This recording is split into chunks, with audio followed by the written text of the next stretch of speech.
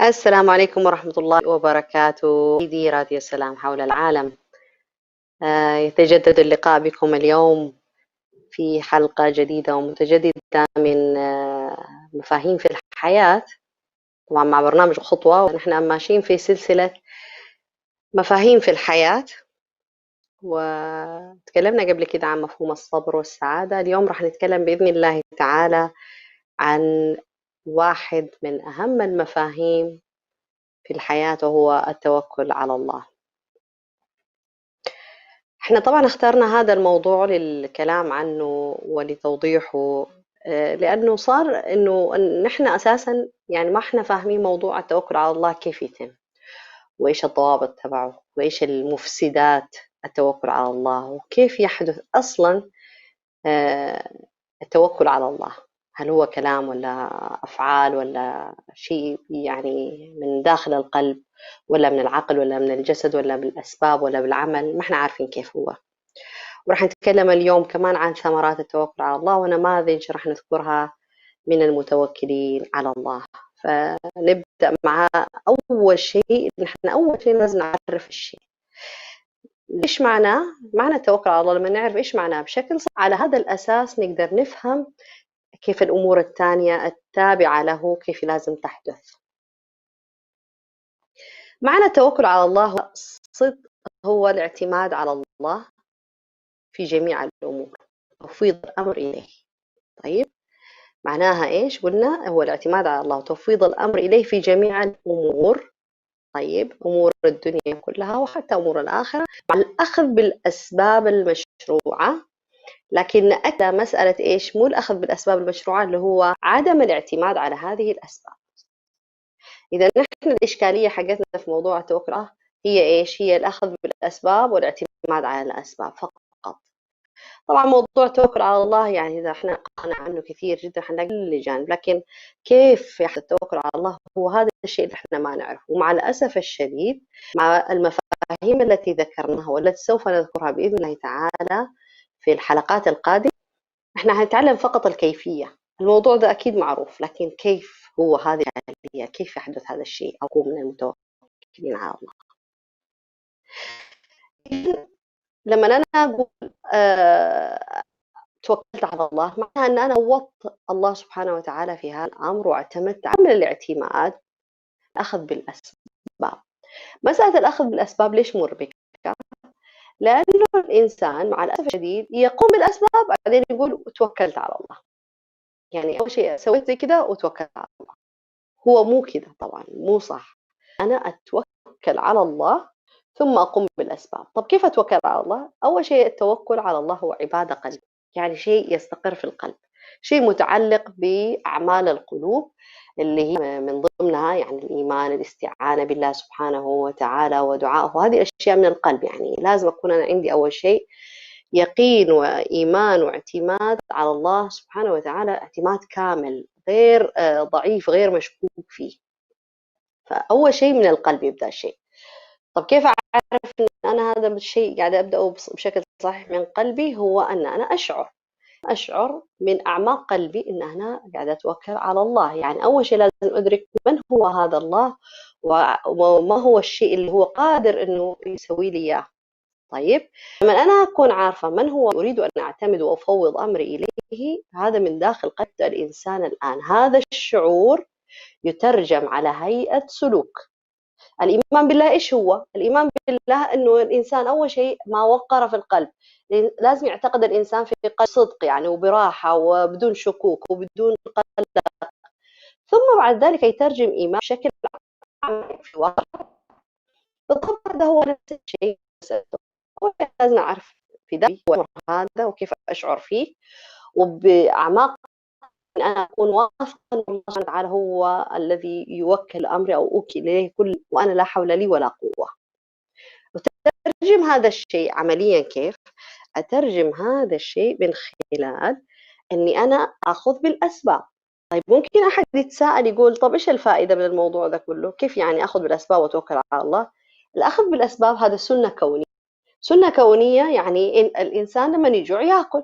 طب كيف يأكل؟ إذا أنا حطيت الأكل قدام أي شخص ما مد يده حتى أنه يأكل، لن يصعد الأكل إلى فم الإنسان، لا يمكن يعني.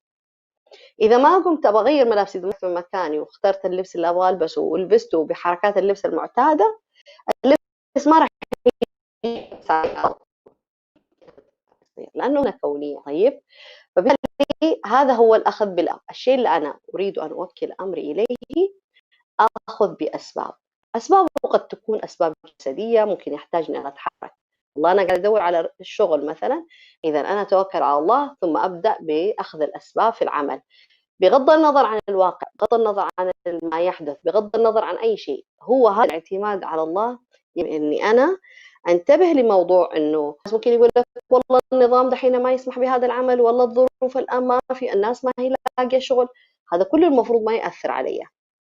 كل هذه الأشياء لما أسمعها أنا ما لي علاقة فيها، أنا علاقة في الله سبحانه وتعالى الذي وكلته وفوضته أمري في هذا الشيء.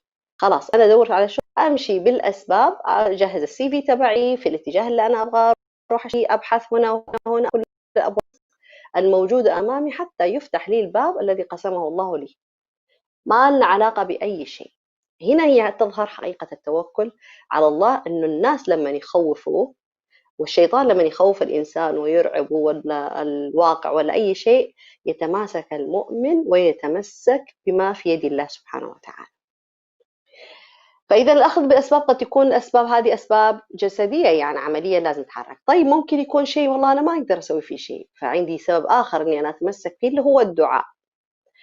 طبعا الدعاء وليس مع العجز، إنما الدعاء مع أني أنا أخذ برضو بالأسباب. والله أنا وقع علي أمر أو هم وغم لا أعرف كيف أخرج منه، ما أعرف لأجل أنه أنا يعني ما عندي لا معرفة في هذا الأمر، ولا أعرف أحل هذه المشكلة، ولا أعرف أحد يقدر يساعدني ولا شيء.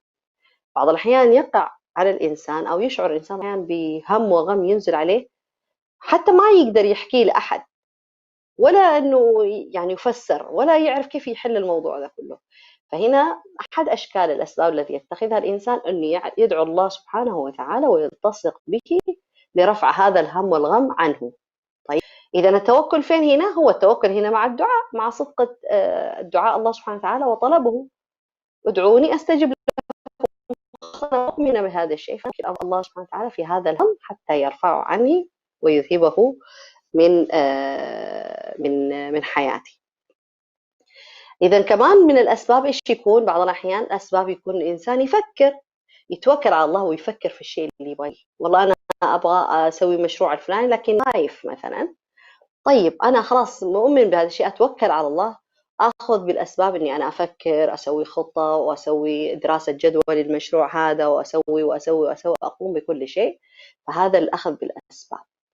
طبعا إحنا أكدنا على شيء مرة مهم اللي هو مسألة الأسباب مهمة.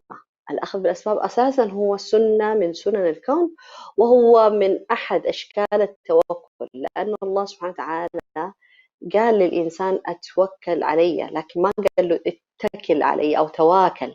التواكل هو عدم الأخذ بالأسباب. أخذ بالأسباب هو أحد الأشياء أو مستلزمات التوكل على الله سبحانه وتعالى.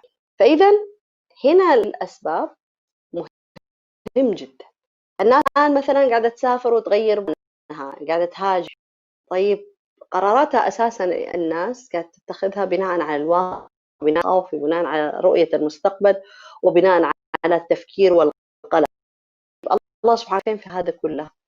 الله سبحانه وتعالى فين في حساباتنا نحن كمخلوقات نعبد الله ونحن تحت يعني سلطته وتحت أمره وتحت أي شيء؟ فين نحن في هذا كله؟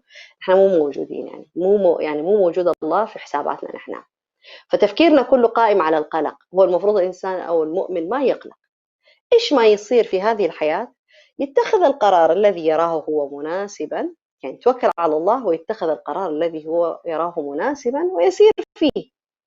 فالله سبحانه وتعالى راح يرتب أموره، لكن ترتيب الله سبحانه وتعالى لهذه الأمور لما يتكل الإنسان على رب العالمين يختلف عن ترتيب الإنسان لنفسه، لأن الإنسان سيناريو معين لتحقق الأشياء في حياته. لذلك عشان كذا يعني يكون موضوع التوكل على الله بالنسبة له ضعيف أو مشكوك، لأن هو الإنسان كيف يفكر بطريقة معينة ويبغى النتائج بطريقة معينة تحدث. طيب وتوكلت على الله، إذا توكلت على الله معناه أنت تترك الخطة كلها لله، هو الذي يرسمها ويدبرها ويرتب لك ويعطيك النتيجة فقط. هذا معناها التوكل على الله. لكن نحن لا نتوكل على الله ونخطط مع الله ونتدخل في التخطيط والترتيبات الله ونزعل إنه طيب أنا ما كنت أبغى كذا. خلاص وأنت توكلت على الله، معنى أن أنت توكلت على الله معناه أن الله راح يختار لك الشيء الأنسب لك بسبب أن أنت متوكل على الله في هذا الأمر. لكن الأنسب الذي يعرفه الله فقط، اللي يعرف الغيب. أنت لن تستطيع أن تعرف الخير لك لأنك لا تعرف الغيب أساسا. فهنا ترتيب الله للعبد هو خير ترتيب من ترتيب الإنسان لنفسه. فهنا يأتي إذا مسألة التوكل على الله كيف لازم. طيب إذا تكلمنا عن التوكل على الله، فين لازم يتوكل على الله؟ أو إيش هي المجالات التي يجب على الإنسان أن يتوكل فيها على الله؟ هل هو فقط في المشاكل لما تصير مشاكل وعقد في الحياة أقول وأشعر بالصعوبات أقول يلا أنا توكلت على الله، ولا في مجالات أخرى؟ طبعا في مجالات كثيرة جدا لا تحصى، لكن احنا نحاول نذكر بعض الأشياء فقط في هذا الجانب. التوكل على الله يكون في مجال مثلا طلب الرزق. الرزق طبعا قلنا احنا كلمة واحدة، احنا خلينا نتكلم مثلا عن الرزق المالي أو المال. يتوكل على الله الإنسان في السعي لطلب الرزق أو طلب المال الحلال مع الأخذ بالأسباب زي ما ذكرنا. التوكل على الله ربما يكون في العمل، لما نقول في العمل يعني في وظيفة، لا، بعض الأحيان داخل البيوت مع ما اللي تقوم فيها مع مسؤوليات داخل البيوت تحتاج بقوة أنها تتوكل على الله عند القيام بها. ممكن المرأة الآن يكون عندها بيتها ما تبغى تنظف وتبغى تسوي أشياء كثيرة، وكل هذا تشوفه صعب جدا يعني إنها حالة تسويه. تقدر تسويه إذا هي عندها يقين بالله سبحانه وتعالى فتفوض هذا الأمر إليه، فتقوم لعملها هذا، تقول بسم الله الرحمن الرحيم توكلت على الله يلا خليني أقوم أسوي شغلي. هي بتوكلها على الله أساسا هي تحقق قيمة عليا، قيمة يعني روحية، عبادة قلبية تؤجر عليها، وتحقق قيمة اللي هي اللي هو البركة في الوقت في هذا الفعل. فهنا عندنا إذن الأعمال ربما تكون الدراسة مثلا، إنسان والله في الجامعة في مدرسة ولا في أي شيء يتوكل على الله ويقوم يسوي أشغاله، مذاكرته، حل واجباته، المشاريع إلى آخره. هذا شكل من أشكال التوكل على الله. والله الإنسان يبغى يروح يزور فلان الفلاني، والله يبغى يروح يعود مريض ولا يوجب ولا يخرج ولا أي شيء، بسم الله توكلت على الله. حتى هذا كان من أدعية الخروج، بسم الله توكلت على الله ولا حول ولا قوة إلا بالله، اللهم إني أعوذ بك أن أضل أو أضل إلى آخر الدعاء. فهذا إذن شكل أو مجال من مجالات التوكل على الله. عندنا كمان مجال التوكل على الله في دفع الضر الذي يقع على الإنسان. إذا وقع الإنسان ضر برضو يتوكل على الله أثناء دفع الضر هذا. الضر ممكن يكون إيش؟ ممكن يكون أذى يقع عليه من إنسان، ممكن إنسان يؤذي إنسان، ممكن أحد متخانق مع أحد، ممكن مشاكل، ممكن أي شيء. فهنا إذن الإنسان يحتاج أنه يتوكل على الله في أنه يدفع عن نفسه هذا الضر وهذا الأذى الذي يقع عليه بتوكله على الله سبحانه وتعالى. عندنا كمان مجال آخر اللي هو في الزواج. الإنسان يبغى يتزوج، فالإنسان اللي يرغب الزواج يتوكل على الله في البحث عن الزوجة الصالحة، أو المرأة لما تبحث عن الرجل الصالح، في تجهيز تكاليف الزواج والعمل على إعداد الزواج وإلى آخره. هذا برضو مجال من مجالات التوكل على الله. بعض الأحيان يكون أعظم المجالات التوكل على الله إنه الإنسان يكون عنده مشاكل نفسية، عنده اكتئاب، عنده ضغط، عنده أشياء كثيرة جدا، فيحتاج يتوكل على الله بقوة في إنه يرشده ويدله ويهديه. موسى عليه السلام لما تكالبت عليه الهموم من فرعون وبني إسرائيل قال إيش؟ كلا إن معي ربي سيهدين. ليش قال طب هو كذا؟ لأنه هو متوكل على الله، فهو كان متأكد وواثق أن الله سبحانه وتعالى سوف يهديه للعمل الصالح أو للمخرج مما هم فيه. كان هذه الأشياء من الأشياء الكبيرة جدا أو المجالات العظيمة جدا في مسألة التوكل على الله سبحانه وتعالى. عندنا مجال آخر مجالات التوكل على الله كمان، اللي هو في تربية الأبناء وتربية الزوجة وتربية الإنسان لنفسه. الإنسان يتوكل على الله ويقوم بالتوكل على الله سبحانه وتعالى في تهذيب نفسه، في تربية نفسه، في تطهير نفسه، في تربية أبنائه، في تربية زوجته التربية الصالحة التي يحبها الله ويرضاها. فهذا أيضا مجال، لأن الله سبحانه وتعالى يشارك الإنسان في هذا الأمر ويدله ويرشده للوصول للنتيجة التي يحبها ويرضاها. عندنا مجالات كثيرة جدا من مجالات اللي هي التوكل على الله. طبعا احنا ممكن هذه بعض الأشياء اللي ذكرناها فقط، لكن في كل أمر يقع فيه الإنسان ويعيشه ويمارسه في حياته يحتاج الإنسان يطبق اللي هو مفهوم التوكل على الله بطريقة صحيحة، وليس بطريقة المشاكل والهموم ولا بطريقة العجز. الإنسان يقول أنا سويت اللي علي وتوكلت على الله. لا، ما سويت اللي عليك، أنت تسوي اللي عليك وكله على الله سبحانه وتعالى، وتتوكل على الله سبحانه وتعالى. الله سبحانه وتعالى قال في القرآن الكريم ومن يتوكل على الله فهو حسبه. حسبه معناها كافيه ومعطيه ما يريده، لكن بالطريقة التي يريدها الله وليس بالطريقة التي يريدها العبد لنفسه ولترتيبات أموره. فهنا عندنا إذن هذه هي المجالات، وقلنا احنا المجالات كبيرة جدا، والإنسان أساسا الإنسان المؤمن هو في حياته الدنيا كلها يجب عليه أن يكون يتوكل على الله. لو أنكم تتوكلون على الله حق توكله، قال النبي صلى الله عليه وسلم لو أنكم تتوكلون على الله حق توكله لرزقكم كما يرزق الطير تغدو خماصا وتروح بطانا. معناها إيش؟ معناها لو أنه عندكم مثل قلوب الطير، يعني أفئدة ضعيفة دائما تتطلع إلى ما في يد الله، مؤمنة، يعني كان الله سبحانه وتعالى رزقهم كما يرزق الطير. الطيور تخرج الصباح للبحث عنها وبطنها خاوية، لا تعرف فين، ما عندها خطة فين تروح ولا فين تدور، ولا عندها حتى زي ما يقولوا جهاز ملاحة لتحديد في أين توجد الأرزاق ولا أين توجد الحبوب. ما عندها هذا الشيء، تخرج بشكل إنه هي واثقة فقط إنه الله راح يرزقها، لكن فين هذا الرزق كيف هو شكله ما تعرف. لذلك تخرج هي بطونها جائعة، لكن عندما تعود وهي ممتلئة وشبعانة وأمورها من أحسن ما يكون، وتأتي ببعض الأرزاق لصغار الحيوانات أو الطيور عندها. فهذه هي المجالات اللي احنا ذكرناها في مسألة التوكل على الله كيف تكون. ونكمل إن شاء الله تعالى. احنا طالعين فاصل، وبعد الفاصل بإذن الله تعالى راح نرجع نتكلم عن مفسدات التوكل على الله، راح نتكلم عن ثمرات التوكل على الله، ونذكر بعض النماذج التي ذكرت في القرآن الكريم وفي السنة وفي قصص الصالح في مسألة التوكل على الله. خليكم معنا ولا تروحوا بعيد، نكمل بإذن الله تعالى بعد الفاصل.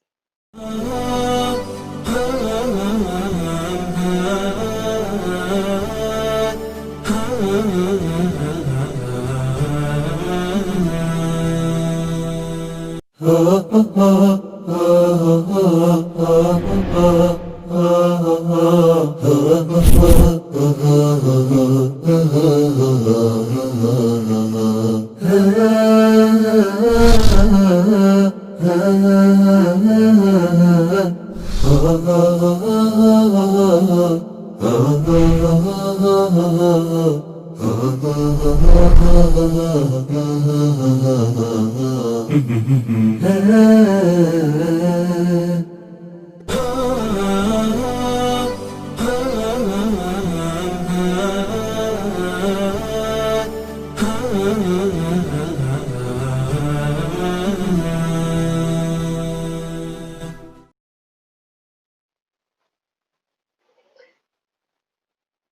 عليكم، رجعنا لكم بعد الفاصل. الآن راح نتكلم بإذن الله تعالى عن مفسدات التوكل على الله، كيف تحدث ومتى تحدث ولماذا تحدث أصلا.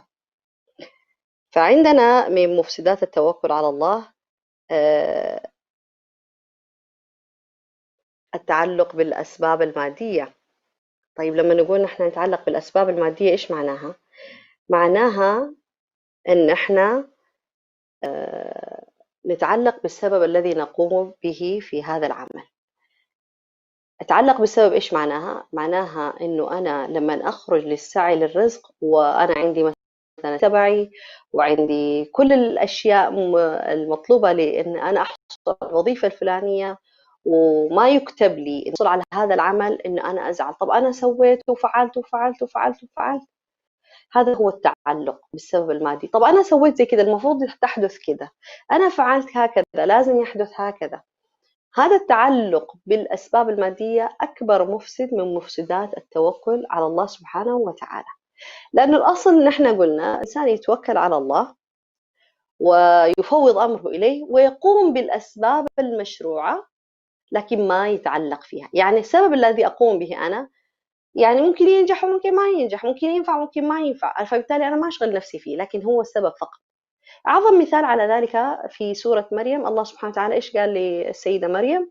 وهزي إليك بجذع النخلة تساقط عليك رطبا جنيا. طيب إيش معنى هذا الكلام؟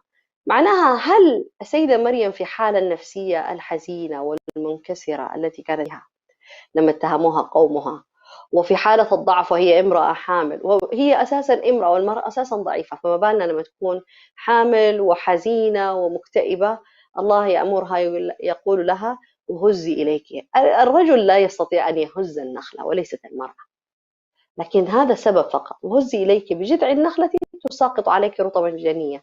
فما يعني ما كان شيء أساسا ولا شيء، يعني لا يمكن أساسا تقدر تهزها، لكن هذا فقط سبب من الأسباب. فالإنسان لمن يقوم بالسبب يعني مو لازم الشيء الذي قام به أو الأمر اللي اتخذه أو الإجراء الذي اتخذه في هذا الأمر أنه هو يكون الإجراء هو الفعال، ما له دخل. لذلك هذا أكبر مفسد من مفسدات التوكل على الله، وهذا مع الأسف الشديد كلنا نقع فيه، لأن احنا دائما نتعلق ونرتبط بالأسباب. والله أنا أبغى أسافر، حجزت أنا ورتبت كل شيء وأنا أساسا متوكل على الله. طب إيش المشكلة؟ والله راحت علي الطيارة وراحت مش عارف إيش، لازم كان أروح ولازم ولازم. ليش لازم؟ وأنا حجزت وقطعت تذاكر وقطعت وفعلت وفعلت. مو لازم. ربما يحدث شيء، أنت متوكل على الله، معناه متوكل على الله إن أنت مفوض أمرك إلى الله في هذا الأمر. أنت تبغى تسافر اتجاه معين وأنت متوكل على الله. فأنت الآن لما يحدث الأمر مو عشان السبب اللي أنت اتخذته. بعض الأحيان الإنسان يحجز في درجة معينة وهو متوكل على الله حق التوكل، لكن ما يسافر على هذه الدرجة ولا على هذه الرحلة، إنما يسافر على رحلة ثانية أفضل وأجمل وأحسن وفي درجة مريحة أكثر. فهل هو لأنه هو ذكي ولا لأنه الحظ ولا لأن الله أراد له ذلك؟ فهذه إشكالية. يعني نحن دائما نتعلق بالأسباب. والله أنا ذاكرت لازم أنجح، مو لازم الإنسان ينجح. هذا سبب. الإنسان يذاكر لازم يذاكر ويتوكل على الله أول وآخر، لكن ما ينجح مو معناها أنه هو فاشل ولا هو بليد ولا ما في شيء، ما في سبب. ما في سبب هنا مثلا الواحد لازم يعني أنه والله سويت كده لازم يكون الناتج كده. احنا مو في رياضيات مع مسألة التوكل على الله. مسألة التوكل على الله ما فيها 1+1=2، في 1+1، لكن يساوي كم؟ الله سبحانه وتعالى فقط هو اللي يعرف، طالما أنه أنا متوكل على الله بالصدق وبحق. فإذا هنا التعلق بالأسباب المادية من أكبر المفسدات أو مفسدات التوكل على الله. الشيء الثاني من مفسدات التوكل على الله التعلق بالخلق بدلا من الخالق. التعلق بالخلق بدلا من الخالق معناها أن أنا أتعلق بالواسطات أتعلق والله بالمدير، أتعلق بفلان الفلاني، والله أتعلق بالوظيفة الفلانية، أتعلق بالمنصب العلاني، أتعلق بالبلد الفلاني، أتعلق بالجواز العلاني، حتى إني أنا أقدر أمشي أموري في الحياة. هذا مفسد من مفسدات التوكل. ليش؟ لأنه المفروض إنه أسباب مادية فقط، إنه ممكن ترتب أموري في الحياة وتساعدني في العيش فقط، هي لا تنفع ولا تضر، زيها زي الأصنام بالضبط، لا تنفع ولا تضر. هذا طبعا الكلام احنا نقوله للإنسان المؤمن الذي يتوكل على الله حق توكله. يعني والله أنا لو كان كنت عشت في المكان الفلاني كان أكيد أموري راح تكون أحسن. كيف تكون أحسن؟ ما تعرف، ما في جواب أصلا لكلمة أحسن. أحسن على أي مقياس؟ على معايير مين يعني من الناس؟ ما في اسمه أحسن، في هذا يناسبني ما يناسبني. لكن الإنسان المتوكل على الله يكون بعض الأحيان لا يسافر المكان الفلاني اللي كلها تمدحه ولا المكان العلاني، ويجلس مكانه هو يتوكل على الله ويتخذ الأسباب إنه يعيش ويرتب أموره، لكن هو متوكل على الله حق التوكل. فالله سبحانه وتعالى يرتب له هذه الأجواء الصاخبة، في الإزعاج، في الدوشة هذه كلها، يرتب حياته ولا يشتكي شيء، ويكون هو أحسن الناس في الوقت الذي كل الناس تشتكي فيه أو تعاني منه. فإذا هنا الاعتماد على الخلق بدلا من الخالق من مفسدات التوكل، وهو ما نشاهده مع الأسف الشديد لما الإنسان يعتمد على ماله وجاهه وسلطانه وواسطته وجوازه ولا البلد اللي يعيش فيه ولا النظام الذي ينتمي إليه. من مفسدات التوكل على الله كمان عندنا الشك. الشك في إيش بالضبط؟ الشك في الله سبحانه وتعالى. طبعا شوية كلمة الشك هنا كلمة قاسية، لكنها مع الأسف الشديد حقيقية. ليش نقول نحن حقيقيا؟ لأن الإنسان كثير مننا يعني مثلا ما عندنا إحنا يقين كده وثقة 100% في الله سبحانه وتعالى في أمر ما لما نطلبه ونعتمد عليه. عندنا 99.99%، لكن في 1% أو 1/10% في دائما الشك. والشك هذا مع الأسف الشديد يأتي من إيش؟ يأتي من ضعف الإيمان، يأتي من تسلط الشيطان على الإنسان، يأتي من خوف الإنسان إنه النتائج التي يخاف منها تحدث، يأتي من إنه الإنسان عنده جهل عميق جدا بتطهير قلبه من وساوس الشيطان ومدله عليه في هذا الجانب. لذلك عند الإنسان لما يصاب بالشك يكون يعني يدعو الله ويتوكل على الله، لكن كده في جزء صغير جدا في مكان خفي جدا في داخل قلبه مو متأكد، يعني يشعر كده بالقلق إنه الله راح يعطيني هذا الشيء ولا ما راح يعطيني إياه، راح يسوي لي إياه ولا ما راح يسوي لي إياه. فيه هذا الشيء موجود، وإحنا ما نصرح فيه ولا نتكلم فيه لأنه نشعر نحن كده يعني نسيء الأدب مع الله، أو نحس إن إحنا كده كأنه يعني تجاوزنا الحدود، لأن المفروض ما يحدث هذا الأمر. لكن هذا الشيء لما يحدث داخل القلب يفسد مسألة التوكل على الله. طيب كيف يكون علاج هذا الشك؟ الإنسان لازم يعرف مصدر هذا الشك من فين جاي. هل هو من الشيطان؟ معناها إذا كان من الشيطان لازم نتذكر دائما إيش؟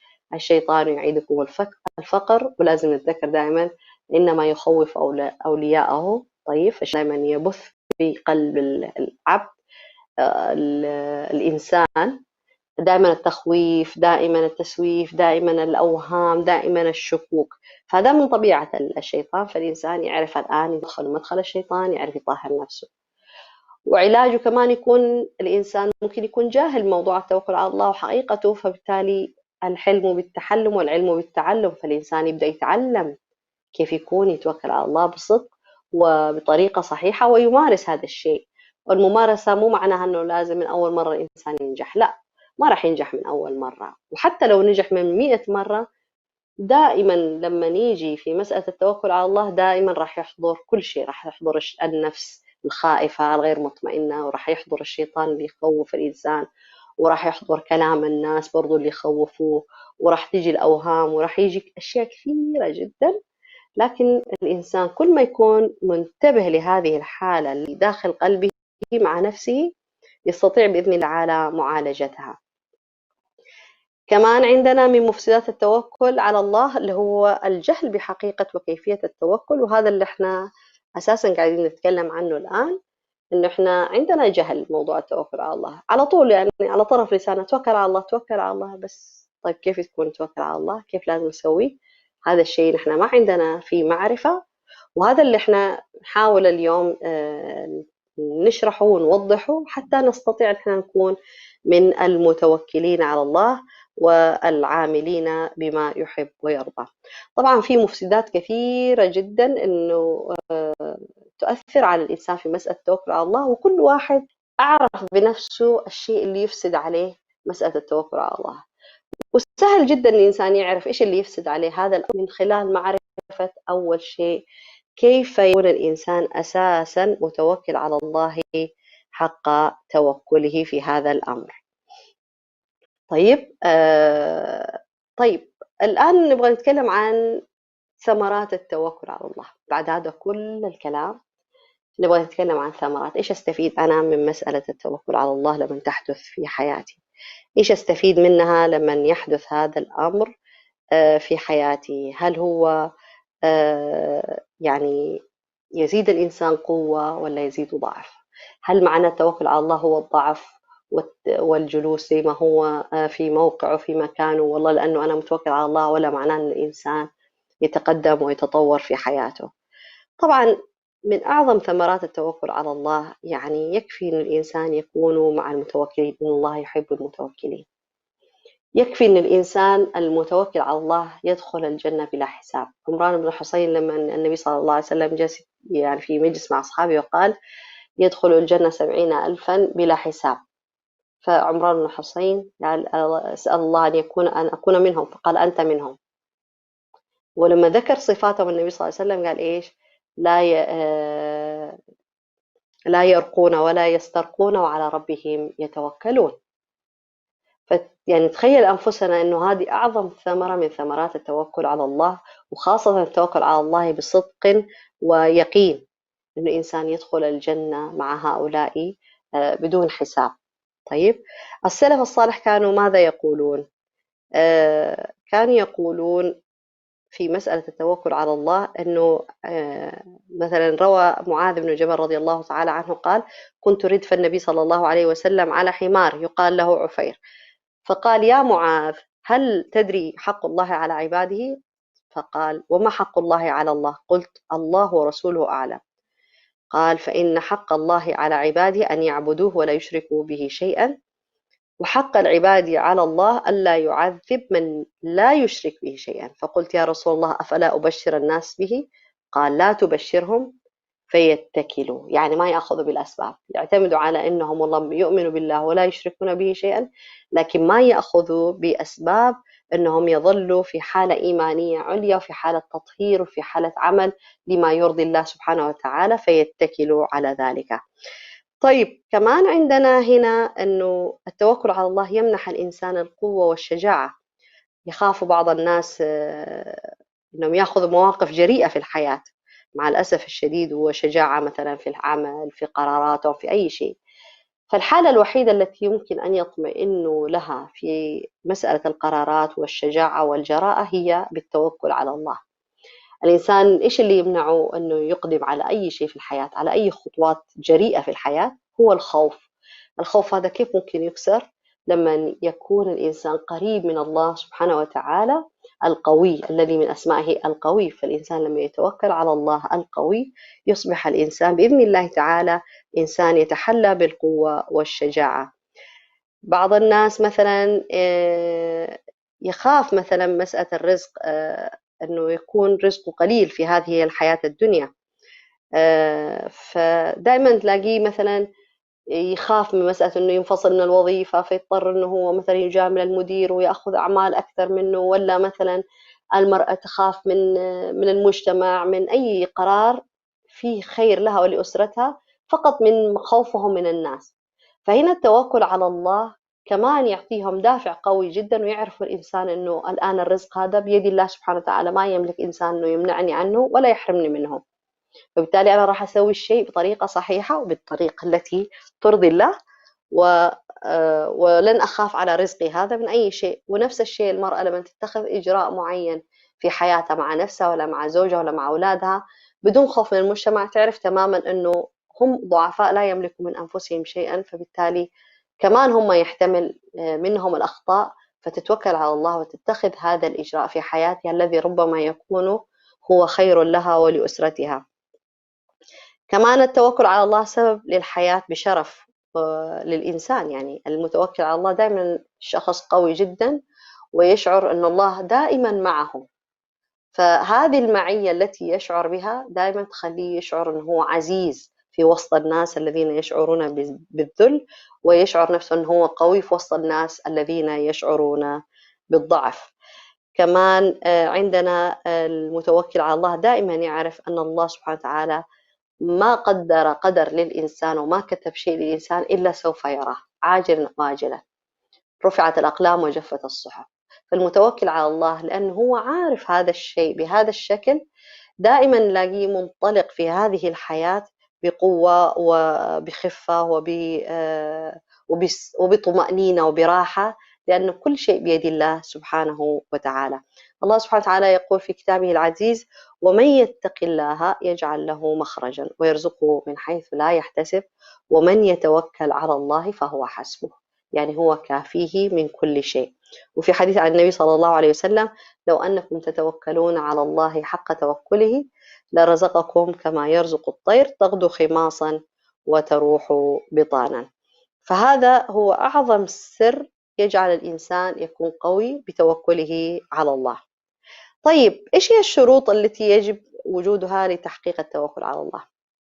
إيش الأشياء الشرط أو بعض الشروط يجب توفرها في الإنسان حتى يستطيع أن يتوكل على الله بطريقة صحيحة؟ أول شيء لازم يعرف الإنسان أو يؤمن الإنسان المؤمن أو الشخص المؤمن أن الله سبحانه وتعالى بيده القضاء، فالله وحده هو العالم بما هو خير للعبد. يؤمن الإنسان بالقضاء خيره وشره من عند الله سبحانه وتعالى، عنده إيمان يقيني في هذا الأمر. هذا الإيمان اليقيني يساعد الإنسان أنه يتوكل على الله باطمئنان، خلاص طالما أن الله هو اللي يعرف والخير والشر مكتوب من عند الله من الأزل، معناها أنه أنا ليش أخاف وليش أقلق؟ ممكن نقول هذه من طبيعة البشر، صحيح من طبيعة البشر، لذلك الله سبحانه وتعالى طلب من الناس أنهم يرحموا أنفسهم ويتوكلوا عليه حتى يكفيهم ما أهمهم من هذه الأمور. قال الله سبحانه وتعالى: قل لن يصيبنا إلا ما كتب الله لنا هو مولانا وعلى الله فليتوكل المؤمنون. طيب والشيء الثاني، الشرط الثاني اللي هو الابتعاد عن معصية الله سبحانه وتعالى، لأن المعصية بطبيعة الحال تغضب الله وتنفي شرط التوكل على الله في ذلك.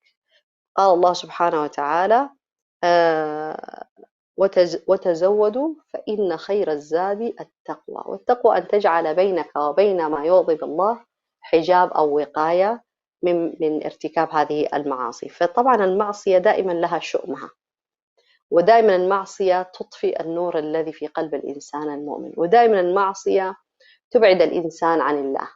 فهنا بالتوكل على الله أو بالتوكل على الله حتى للابتعاد عن المعاصي وبذل الأسباب هو من أعظم أشكال التوكل على الله.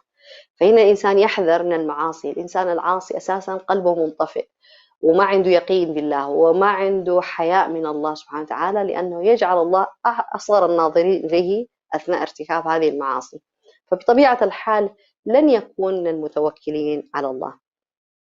كمان من شروط التوكل على الله السعي والأخذ بالأسباب كما ذكرنا، وقلنا أنه هذا ما يتنافى مع التوكل على الله، بل بالعكس أنه هذا أساسا هو المطلوب. الإنسان لما يتوكل على الله لازم يأخذ بالأسباب ويقوم بها ولا يتركها.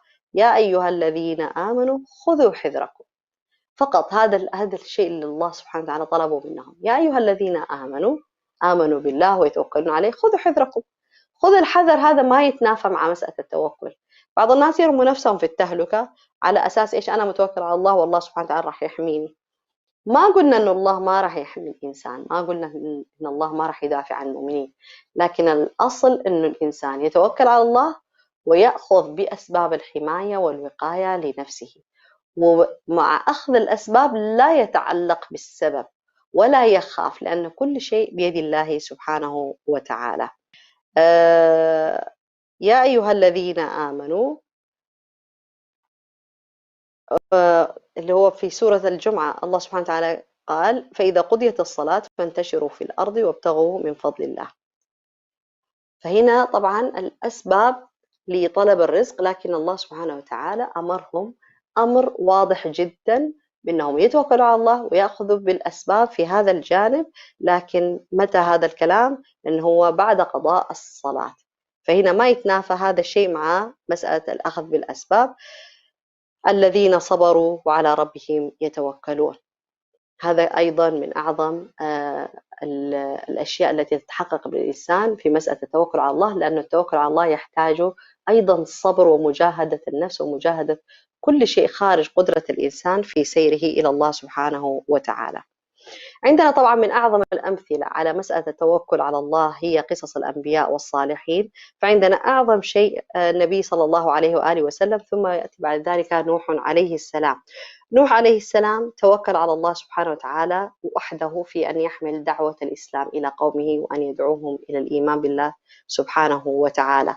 إذ قال له قوم يا قوم إذ قال لقومه يا قوم إن كان كبر عليكم مقامي وتذكيري بآيات الله فعلى الله توكلت فأجمعوا أمركم وشركاءكم ثم لا يكن أمركم عليكم غمة ثم اقضوا إلي ولا تنظروا.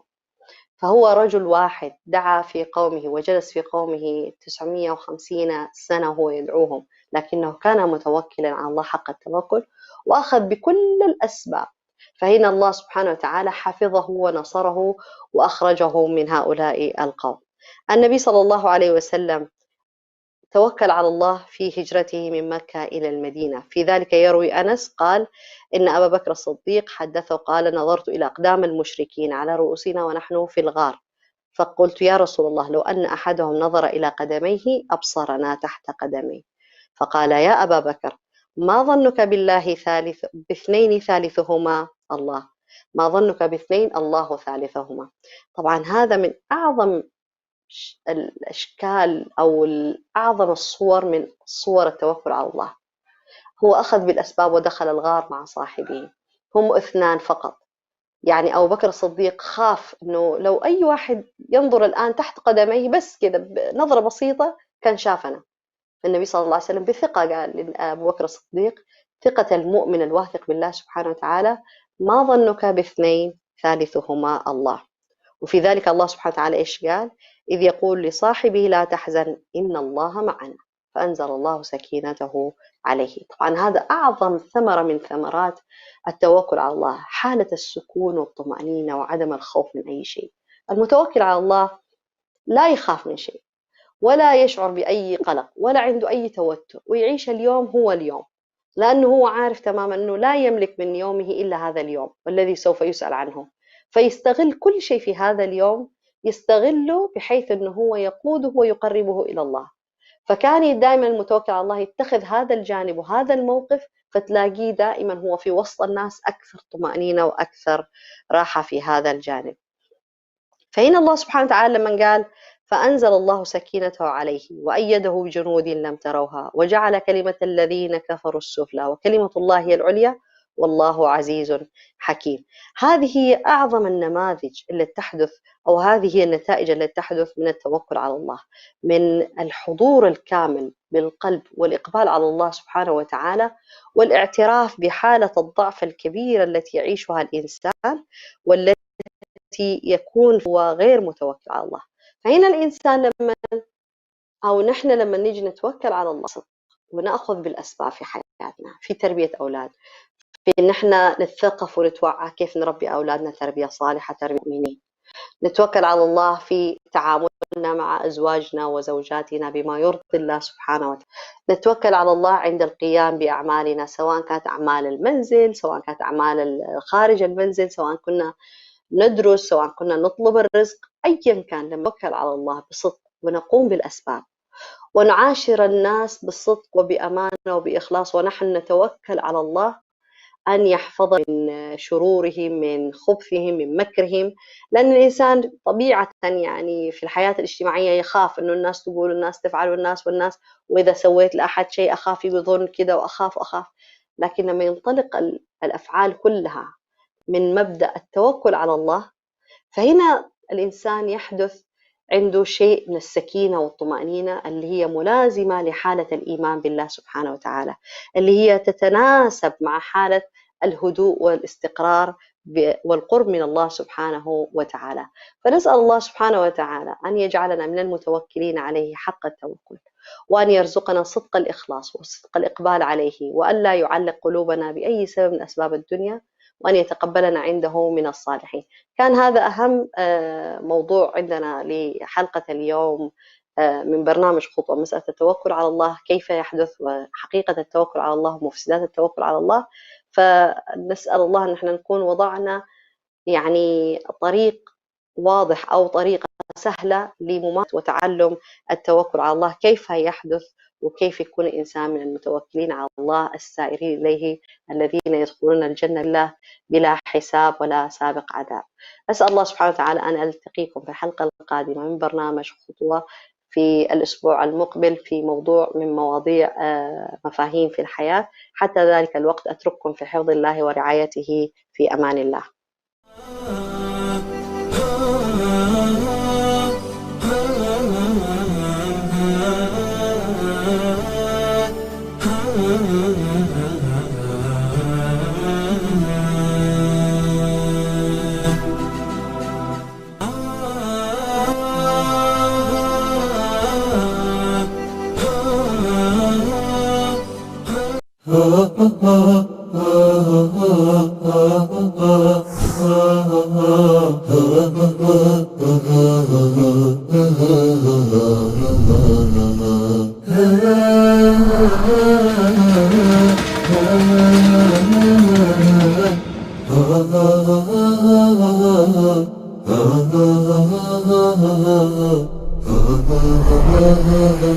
Ha